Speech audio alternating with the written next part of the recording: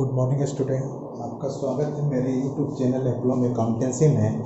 जैसा कि अभी हम लोग एक न्यू चैप्टर जो ऑलरेडी 2-3 क्लास हो चुका है उसको कंटिन्यू किए हुए हैं। चैप्टर का नाम है शेयर कैपिटल, जिसमें से अभी हम लोग एक नया टॉपिक को आज देखेंगे। अभी तक वर्तमान में जो जो चर्चा हम लोग इस टॉपिक से रिलेटेड कर चुके हैं इस चैप्टर से, उसका रिकॉल कर लेते हैं, पुनरावृत्ति हो जाएगा, फिर आगे का पार्ट को हम लोग देखेंगे।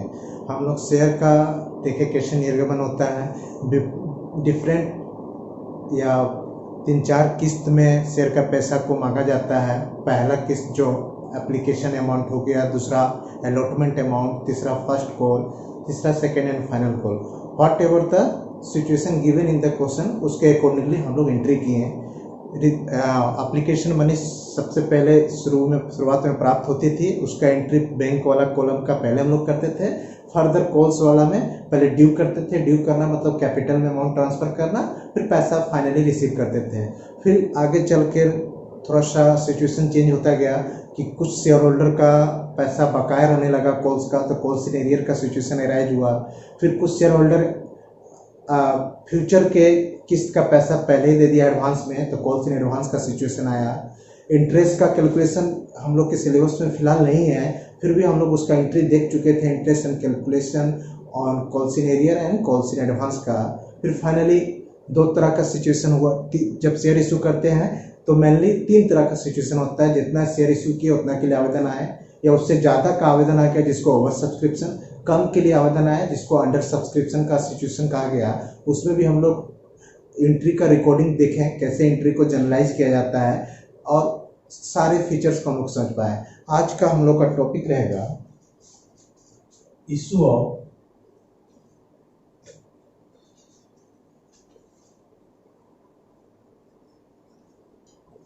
ऑफ शेयर्स फॉर कंसिडरेशन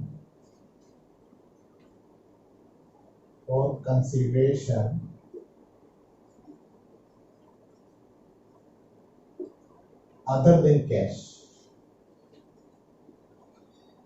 इसका क्या मतलब हुआ, इस पर अभी हम लोग चर्चा करते हैं। Issue of shares for consideration other than cash मतलब नगद के अतिरिक्त अन्य प्रतिफल के लिए अंशों का निर्गमन।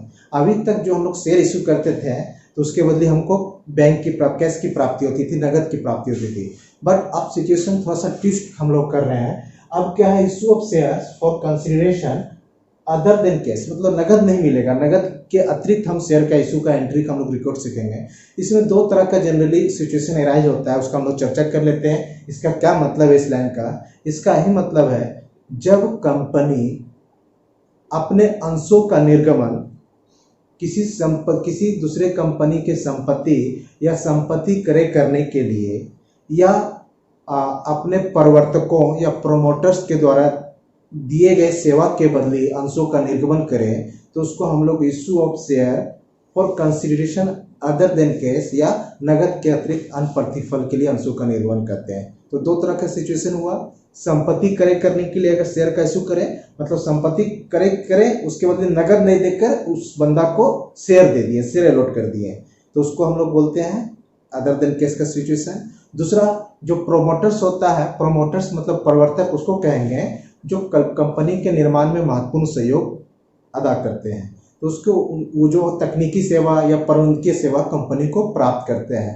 प्रदान करते हैं, तो उस तरह के व्यक्ति को, प्रमोटर्स को जो शेयर इशू किया जाता है उसमें भी नगद की प्राप्ति नहीं होती है। उसके सेवा जो तकनीकीय सेवा या प्रबंधकीय सेवा के रूप में कंपनी को प्राप्त होती है के बदले अंशों का निर्गमन किया जाता है।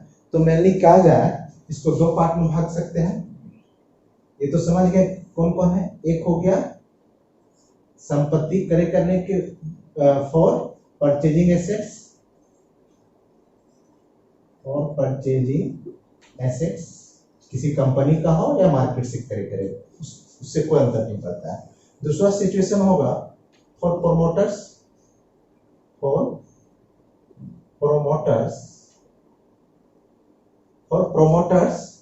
For his service towards company, जो वो कंपनी को सेवा दे रहा है उसके टुवर्ड्स कंपनी है ना, जो कंपनी को सेवा दे रहा है उसके अगेंस्ट में। किस तरह का सेवा? तकनीकी सेवा या प्रबंधकीय सेवा। तो दो तरह का सिचुएशन अराइज होगा इशू अदर देन केस में। एक, अगर हम एसेट्स करेंगे तो उस समय जो शेयर इशू करेंगे नगद न देकर उसको शेयर दे देंगे बंदा को, तो वो भी अदर देन का कंसिडरेशन, अदर देन का सिचुएशन है। अब प्रोमोटर्स प्रवर्तक जो है, प्रवर्तकों को जो शेयर इशू करेंगे, जो कंपनी को सेवा मिलती है, तो नेट सेल में हम कहें संपत्ति क्रय करने या सेवा के बदले जो अंश इशू करेंगे उसको नगद के बदले निर्गमित अंश कहेंगे। क्लियर है? तो चलिए अब एंट्रीज इसका कैसे रिकॉर्ड होगा सो देखिए। एक एग्जांपल लेते हैं, चलिए पहले इस पर कॉन्सेंट्रेट करते हैं हम फॉर परचेजिंग एसेट्स। मान लीजिए सपोज हम ए लिमिटेड से 1 लाख रुपए का एसेट्स खरीद रहे हैं। 1 लाख रुपए का एसेट्स का नाम है मशीनरी है। तो मशीन जैसे खरीदेंगे तो एंट्री क्या होगा, मशीनरी अकाउंट डेबिट, और चूंकि किसी का नाम है ए लिमिटेड से खरीद रहे हैं, purchase machinery from A limited of ₹1 lakh, 1 lakh रुपया का संपत्ति ए लिमिटेड से मशीनरी क्रय किया गया। तो जब किसी का नाम परचेज में हो, मतलब उधार क्रय किए हैं, तो क्या लिखेंगे, ए लिमिटेड, है ना, एजेंसी लिमिटेड, ठीक है, ए लिमिटेड ही लिख देंगे डायरेक्ट। पोस्ट ऑफिस लगाइएगा तो अकाउंट जोड़ेंगे ना, तो ए लिमिटेड लिखेंगे। कितना, हाउ मच, 1 लाख रुपया। अब देखिए कि करे का तो एंट्री हम लोग कर लिए, जो 11th क्लास में उधार करे का एंट्री है ऑन क्रेडिट। अब क्या है, इसके अगेंस्ट में हमको शेयर इशू करना है, issue shares for payment to A limited. अब ए लिमिटेड को तो पेमेंट मिल रहा है, तो मेरा लायबिलिटीज घटेगा, तो ए लिमिटेड डेबिट हो जाएगा, ए लिमिटेड डेबिट। इसके बदले शेयर इशू कर रहे हैं तो टू शेयर कैपिटल, इक्विटी रहेगा तो इक्विटी, प्रेफरेंस रहेगा तो प्रेफरेंस। क्लियर है? इस तरह का एंट्री हम लोग का करना है इस केस में। एक एग्जांपल लिए, आपके टेक्स्ट बुक्स में भी आगे हम समझ लेंगे अभी। और जब प्रोमोटर्स जो हमको सेवा दे, तकनीकी सेवा, प्रबंधकीय सेवा, व्हाटएवर, तो उसके बदले हम इशू करेंगे, तो उसके बदले तो हमको कैश नहीं मिल रहा है, सेवा मिल रहा है। तो सेवा से क्या हुआ, कंपनी का निर्माण हुआ, इनकॉर्पोरेशन हुआ, कंपनी का इनकॉर्पोरेशन हो रहा है। तो हम लोग क्या लिखेंगे, एक तरह से उससे फाइनली क्या होगा, कंपनी रन कर पाएगी, कंपनी अपना एस्टेब्लिश हो पाएगी, कंपनी का गुडविल जनरेट होगा उससे। तो इस केस में जनरली प्रिलिमिनरी एक्सपेंसेस होता है जो प्रोमोटर्स को पेमेंट करते हैं, मगर हम लोग प्रिलिमिनरी एक्सपेंसेस को डेबिट ना करके, चूंकि ये इनकॉर्पोरेशन लागत है, तो incorporation cost,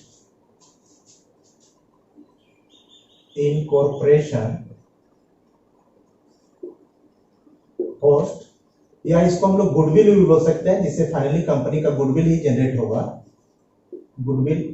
goodwill account debit to share capital account, अगर प्रमोटर को इशू करेंगे तो। ठीक है, जितना अमाउंट रहेगा वो अमाउंट हम लोग मेंशन कर देंगे। अब रहा कि कुछ सिचुएशन आपको चेंज करेगा, कहेगा डिस्काउंट पर इशू है तो डिस्काउंट को डेबिट कर लेंगे, कुछ बोलेगा प्रीमियम पर इशू किए हैं तो वहां पर प्रीमियम को हम लोग एडजस्ट कर लेंगे। ये क्या था, एट पार का सिचुएशन था। इसी क्वेश्चन में, अगर पहला क्वेश्चन में मशीनरी जो 1 लाख रुपया का लिमिटेड से खरीद किए, इसी में बोलेगा शेयर तो इश्यू कर रहे हैं, against that issuing share eight आपको बोल दे 25% प्रीमियम। तो अब देखिए 1 लाख का जो पेमेंट होगा, 1 लाख का जो पेमेंट होगा 25% प्रीमियम, मतलब इसमें शेयर का भी पैसा है और प्रीमियम का भी पैसा है। 25% मतलब अपने आप में कितना हो गया, कोई चीज 100 रहता है मगर इसमें ये 125 को इंडिकेट करेगा, क्या कि 100 रुपया आपका शेयर का है और 25% मतलब 25 रुपया प्रीमियम का, तो 125 को रिप्रेजेंट करेगा। 125 से भागा देके हम लोग अगर 100 से मल्टीप्लाई करेंगे तो आ जाएगा आपका क्या, शेयर का दाम। अगर अब हम लोग 25 से मल्टीप्लाई करेंगे तो सिक्योरिटी प्रीमियम का दाम निकल जाएगा। क्लियर है? तो उस केस में हम लोग अमाउंट निकाल लेते हैं। अगर शेयर का क्या आपका अमाउंट आएगा, कैंसिल हो जाएगा, 5 4 20, मतलब 80,000 शेयर का आ गया और उसी तरह 20,000 आपका सिक्योरिटी प्रीमियम का आएगा। अगर 25% प्रीमियम पर हो, 25% प्रीमियम पर अगर हम पेमेंट कर रहे हैं तो एंट्री क्या होगा, ए लिमिटेड तो डेबिट होगा ही, a limited debit to share capital to security premium. Clear है? सिक्योरिटी प्रीमियम का अमाउंट अभी हम लोग यहाँ राफ में देख लिए कैसे निकला। 1 लाख तो एनी हाउ ये तो डेबिट होना ही है। शेयर कैपिटल इस बार हम 80,000 का ही दे रहे हैं, क्योंकि हम 20,000 आपका प्रीमियम पर, 25% प्रीमियम 20,000 आ गया। आप चेक भी कर सकते हैं, इसका 25% 20,000 आएगा। इस तरह का सिचुएशन चेंज कर सकता है कि पेमेंट डिस्काउंट पर भी शेयर इशू करके हो रहा है या एट पार पर, या अभी जो प्रीमियम पर देखे एट पार का सिचुएशन ये था, प्रीमियम का सिचुएशन ये है। कभी कभी कुछ क्वेश्चन ट्विस्ट क्या करेगा, कहेगा कंपनी दूसरे कंपनी को क्रय कर रही है। जब एक कंपनी दूसरे कंपनी को क्रय कर रही है, उसका थोड़ा सा हम ओमिट कर रहे हैं, उसका इलस्ट्रेशन अभी हम लोग लिखेंगे यहाँ पर। उस केस में क्या होगा सो देखते हैं। बोलेगा आपको दिया रहेगा, गिवन रहेगा, एक कंपनी ए लिमिटेड मान लीजिए बी लिमिटेड को परचेज कर रहा है, कंपनी को ही परचेज कर रहा है। तो जब किसी कंपनी को परचेज करेंगे तो उसका संपत्ति भी हमको मिलेगा और उसका दायित्व भी मेरा ही बनेगा। जब हम किसी कंपनी को क्रय कर लेंगे तो उसका सारा चीज हमको मिलेगा, ना सिर्फ एसेट्स मिलेगा, उसका जो लायबिलिटीज होगा वो भी मेरे ऊपर आ जाएगा। तो उस केस में एसेट्स और लायबिलिटीज का जो अंतर होगा नेट, वही हमको पेमेंट करना चाहिए। और अगर उस पेमेंट से अगर हम ज्यादा कर रहे हैं तो गुडविल के लिए पेमेंट कर रहे हैं, अगर पेमेंट कम कर रहे हैं तो हमको फायदा हो रहा है, और किसी भी एसेट्स को परचेज में फायदा होता है तो कैपिटल रिजर्व का सिचुएशन होगा। मान लीजिए ए लिमिटेड का सारा एसेट्स को खरीद क्रय कर लिए, तो नेट जो एसेट्स आएगा, नेट एसेट्स आपका कहने का आशय, नेट एसेट्स कहने का आशय क्या है कि टोटल एसेट्स में करंट लायबिलिटीज घट के अकाउंट डेबिट होगा और टू शेयर कैपिटल होगा। मान लीजिए शेयर कैपिटल और नेट एसेट्स का जो पेमेंट हो रहा है, नेट एसेट्स करने का मतलब टोटल एसेट्स में लायबिलिटीज को घटाने के बाद जो बचेगा, ताकि उसका हमको एसेट्स भी मिलेगा, उसका लायबिलिटीज भी मिलेगा। तो नेट एसेट्स ही हमको बहुधा पेमेंट करना चाहिए जनरली। तो जैसे नेट एसेट्स से शेयर कैपिटल में अगर अंतर हो, पेमेंट ज्यादा शेयर का कर रहे हैं, इसका मतलब गुडविल डेबिट होगा उस केस में। अगर ज्यादा कर रहे हैं तो उस केस में कि हम ज्यादा पैसा इसलिए कर रहे हैं कि कंपनी का स्थिति अच्छा है, उसका गुडविल डेबिट होगा, स्टार मार्क कर दे रहे हैं, सिचुएशन एराज हो सकता है। एक क्या है कि हम कम पेमेंट कर रहे हैं, तो उस केस में कैपिटल रिजर्व का मतलब हमको फायदा हो रहा है, और ये नॉर्मल फायदा नहीं है, तो कैपिटल रिजर्व उसको हम लोग बोलते हैं। ये क्वेश्चन एराइज हो सकता है इस तरह का सिचुएशन। तो आगे इस तरह का क्वेश्चन भी हम लोग को मिलेगा, जिस पर चर्चा हम लोग करेंगे। तो इससे ज्यादा आपका टेस्ट नहीं होगा, इससे ज्यादा पार्ट्स आपके सिलेबस में नहीं है। अगर issue shares for consideration other than हो, तो इतना ही सिचुएशन आपके डिफरेंट सिचुएशन में सम्स आपके बुक में है, सारा का हम लोग चर्चा कर लिए। आइए इस कंसेप्ट पर बेस्ट एक आध सम आपके टेक्स्ट बुक में लेते हैं। तब तक पहले इसको ओमिट कर लेते हैं, फिर आपके टेक्स्ट बुक से एक आध सम लेंगे।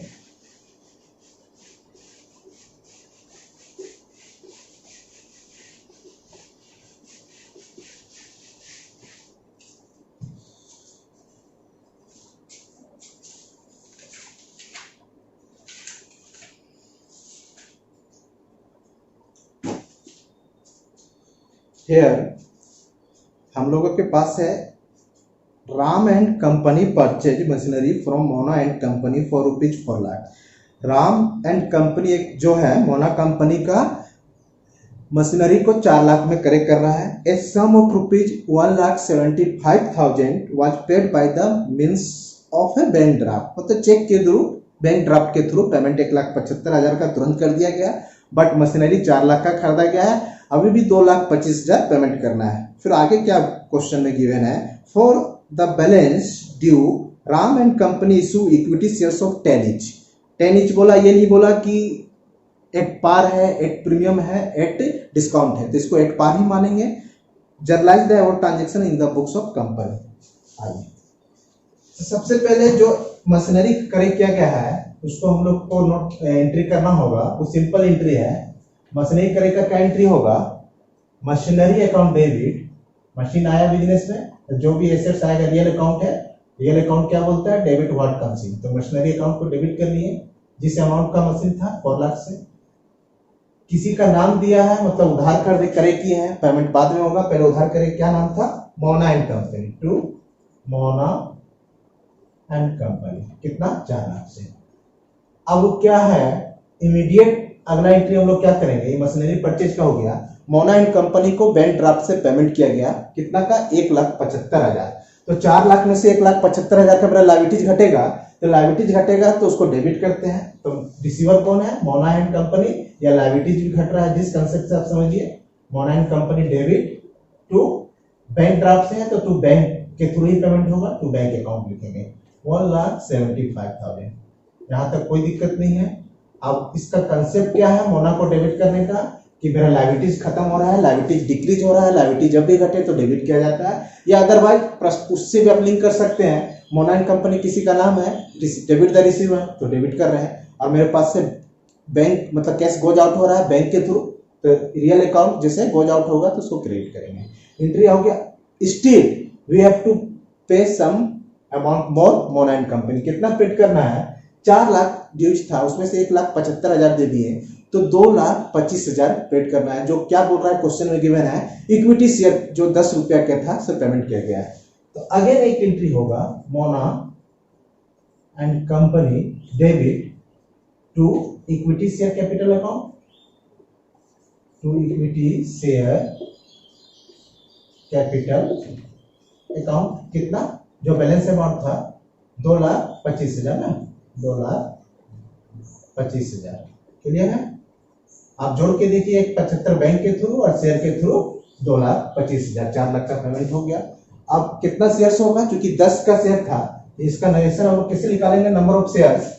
पेमेंट अमाउंट कितना था? 2,25,000, इसको 10 से भागा देंगे, मतलब 22,500 शेयर इश्यू हो रहा है। तो हम लोग यहाँ नरेशन में लिख सकते हैं being 22,500 equity shares issued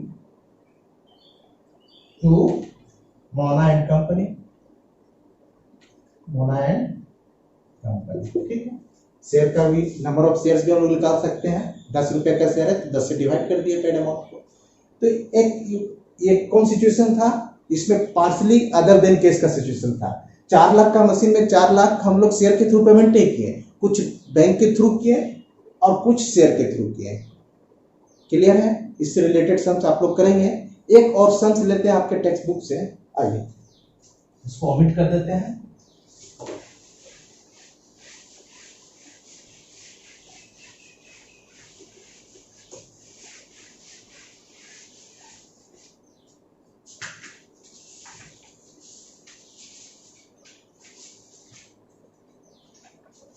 Here given है X limited purchased assets at ₹3,80,000 from Ram tailors. Ram tailors से क्या खरीदा गया है? एसेट्स खरीदा गया है 3,80,000 रुपये का। It issued equity shares of 10 is fully paid in satisfaction of their claim. What entries will be made in case such issue is? दो सिचुएशन है, एट पार है, एट प्रीमियम ऑफ 25%। आइए, ये आपका टेक्स्ट बुक का question number 23 है, तो question number भी मेंशन कर दे रहे हैं। इसमें दो सिचुएशन है। पहला तो एक्स लिमिटेड परचेज किया है राम ट्रेडर्स से 3,80,000 का एसेट्स, तो परचेज का एंट्री कर लेते हैं। एसेट्स का नाम नहीं दिया है तो हम लोग एसेट्स ही मेंशन करेंगे। एसेट्स अकाउंट डेबिट टू, किससे परचेज किया है? सेलर का नाम था टू राम ट्रेडर्स, उधार परचेज है, इसका मतलब नाम है किसी का, तो टू राम ट्रेडर्स। क्लियर है? कितना? तो 3,80,000 परचेज का एंट्री तो हो गया आपका, 3,80,000 का हम लोग परचेज किए हैं। अब पेमेंट कैसे हो रहा है उस पर दो सिचुएशन बना दिया है। उधार परचेज था, मेरे बिजनेस में एसेट्स आया, एसेट्स रियल अकाउंट है, रियल अकाउंट क्या बोलता है? डेबिट व्हाट कम्स इन, उसके आधार पर एसेट्स को डेबिट कर दिए। राम ट्रेडर किसी का नाम है, पर्सनल अकाउंट है, सप्लायर है, तो क्या बोलता है? Debit the receiver, credit the giver. यहाँ गिवर है या उधार परचेज किया तो मेरा लायबिलिटीज का भी रूप है या गिवर का रूप है। एंट्री क्लियर है? अब क्या है? पेमेंट का दो सिचुएशन है इसमें। पहला बोला है 10 रुपीज इक्विटी शेयर से फुल्ली पेड अप से करना है, एक पार है और एक प्रीमियम है 25% का। तो पहला सिचुएशन पर हम लोग आते हैं जिसको ए नंबर बोला गया है आपके बुक में, 8 पार। 8 पार का सिचुएशन है, मतलब शेयर जो 10 रुपया का इशू करना है 8 पार है, मतलब 3,80,000 का ही शेयर हमको पूरा इशू करना है। तो इसमें एंट्री क्या होगा? राम ट्रेडर्स को शेयर मिलेगा तो मेरा दायित्व खत्म हो रहा है, तो लायबिलिटीज खत्म होगा, या राम ट्रेडर्स रिसीवर है, इसको हम लोग क्या करेंगे? डेबिट करेंगे। कितना से? 380 से। अमाउंट तो 3,80,000 का ही होगा। अब इसके बदले इक्विटी शेयर कैपिटल हमारा जनरेट होगा, शेयर इशू की है, इक्विटी शेयर कैपिटल, और 8 पार का सिचुएशन है तो पूरा शेयर 3,80,000 का इशू होगा। अब नंबर ऑफ शेयर हम लोग आसानी से निकाल सकते हैं। एक शेयर का दाम कितना है? 10 रुपया, 10 से डिवाइड करेंगे 3,80,000 का तो 38,000 होगा। तो being 38,000 equity shares issued to Ram traders, है ना, राम ट्रेडर्स। क्लियर है? नरेशन लिख दे रहे हैं ताकि आपको शेयर्स का अमाउंट भी, कितना शेयर्स है वो भी क्लियर हो जाए। सेकेंड सिचुएशन क्या है, एट प्रीमियम, एट 25% है ना, परसेंटेज एक बार देख ले, 25% प्रीमियम पर वाला सिचुएशन है कि प्रीमियम के थ्रू पेमेंट होना है। इस केस में क्या होगा, नंबर ऑफ शेयर्स कम देना होगा, क्योंकि हमको इस इतना अमाउंट में मेरा शेयर भी का अमाउंट घुसा हुआ है और प्रीमियम का भी अमाउंट घुसा हुआ है। तो अपने आप में क्या हो गया, 125%। देखिए कैसे निकालेंगे, 3,80,000 जो है, इसमें कितना अमाउंट घुसा हुआ है, प्रीमियम का भी अमाउंट घुसा हुआ है और शेयर्स का भी अमाउंट घुसा हुआ है। अगर नंबर ऑफ शेयर्स भी निकाल सकते हैं, डायरेक्ट अमाउंट में भी निकाल सकते हैं हम लोग, शेयर्स में भी कैलकुलेशन कर सकते हैं, अमाउंट में भी। देखिए अगर अमाउंट में कैलकुलेशन करेंगे तो ये अपने आप को कितना रिप्रेजेंट करेगा, 125, क्योंकि कोई चीज अपने आप में 100% होता है, बट इसमें प्रीमियम का अमाउंट 25% घुसा हुआ है, तो 125 हो गया। इसको 100 से मल्टीप्लाई करेंगे तो शेयर का अमाउंट रिप्रेजेंट करेगा 5, 4 कैंसिल कर रहे हैं, 7 बचे 35, 76 को 4 से मल्टीप्लाई करना है, 624 हाथ में 2, 7 में 28 और 2 30, 3,04,000 आपका हो गया किसका अमाउंट, शेयर का। और अगर हम 25 से गुना करते हैं तो 25 से गुना करते हैं तो 76,000 ही आता, तो 76 अमाउंट आपका प्रीमियम हो गया। 3,04,000 380 में घटाइए तब पर भी आ जाएगा। तो ये अमाउंट निकल गया। अगर हमको शेयर में निकालना है, जब ये अमाउंट में हम कैलकुलेशन किए, अमाउंट में हम लोग शेयर में भी कैलकुलेशन कर सकते हैं। शेयर में कैसे कैलकुलेशन होगा, शेयर्स में देखिए, एक शेयर का वैल्यू कितना था, 10 रुपया, 10 रुपया वैल्यू था, बट प्रीमियम 25% है, तो 10 रुपया का 25% कितना होगा, 25/100, 4 मतलब 2.5। तो कुल मिला के शेयर का रुपया हो गया, प्रीमियम को अगर जोड़ दे तो 12.5। तो अब 3,80,000 जो है कितना को रिप्रेजेंट करेगा, 12.5 को। अगर इसको 10 से मल्टीप्लाई करेंगे तो नंबर ऑफ शेयर्स निकलेगा, और 2.5 से करेंगे तो सिक्योरिटी प्रीमियम का निकलेगा। 10 से मल्टीप्लाई करते हैं, 2.5 है तो 5 और ये 4, 5 से 1 76 बार में जाएगा, और फिर आपका डायरेक्ट 10 से तो मल्टीप्लाई करने का नहीं, 2.5 से डायरेक्ट 12.5 से लोग डिवाइड करेंगे तो 76,000। 76,000 किसको रिप्रेजेंट करेगा, शेयर्स को, और 2.5 से भागा देंगे तो किसको रिप्रेजेंट करेगा, ये रिप्रेजेंट करेगा सिक्योरिटी प्रीमियम का अमाउंट को। क्लियर, सिक्योरिटी प्रीमियम में कितना शेयर्स को रिप्रेजेंट कर रहा है। मतलब डायरेक्ट ये 12.5 का रूप ले लिया। 10 रुपया जरूर है शेयर का दाम, मगर 2 रुपया प्रीमियम जोड़ने से हो जाता है, 2.5 प्रीमियम हो रहा है 25%, तो 12.5 को रिप्रेजेंट कर रहा है। जनरली हम लोग क्या करते थे, 10 से डिवाइड करते थे। देखिए यहाँ 10 से डिवाइड किए थे तो 38,000, बट इस केस में 12.5 से डिवाइड करेंगे तो आपका आएगा 12.5 से 76,000 नहीं आएगा। ये फर्स्ट कैलकुलेशन मिस्टेक है, इसको हम लोग करेक्शन कर लेते हैं। एक सुना यहाँ भी बढ़ जाएगा, अब ये कैंसिल होगा 25 से 5 बार में, ये 25 1, इधर आपका गया 13 5, तो 52,000, उसको 5 से डिवाइड करेंगे तो 3,0,4, तो 30,400 शेयर को रिप्रेजेंट करेगा। 30,400, हाँ 30,000 शेयर था, यहाँ 30,400 शेयर आ जाएगा। थोड़ा सा कैलकुलेशन मिस्टेक था जिसको हम लोग रेक्टिफाई कर लिए। आइए अब क्या है, प्रीमियम पे एंट्री का अमाउंट वाइज भी हम लोग को मालूम है। कैपिटल के लिए 3,04,000, 76,000, या शेयर के हिसाब से जाएंगे तो 30,400 शेयर इशू हो रहा है। आगे राम ट्रेडर, तो इस केस में भी उतना से ही डेबिट होगा। राम ट्रेडर्स उसी अमाउंट से यहाँ डेबिट होगा। राम ट्रेडर्स डेबिट कितना पेमेंट करना है, 3,80,000। अब क्या है, equity share capital, equity share capital, साथ में सिक्योरिटी प्रीमियम भी है ना, सिक्योरिटी प्रीमियम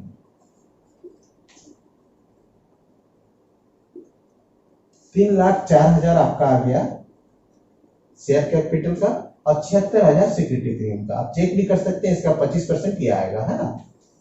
क्लियर है। अगर नंबर ऑफ शेयर्स पूछा जाए तो 3,04,000 का भागा दीजिए कितना से, 10 से, तो आ जाएगा 30,400। यहाँ से भी हम लोग निकाल चुके थे 30,400, तो उम्मीद करते हैं कंसेप्ट क्लियर है। इससे रिलेटेड सम्स को आप लोग करेंगे। Thank you.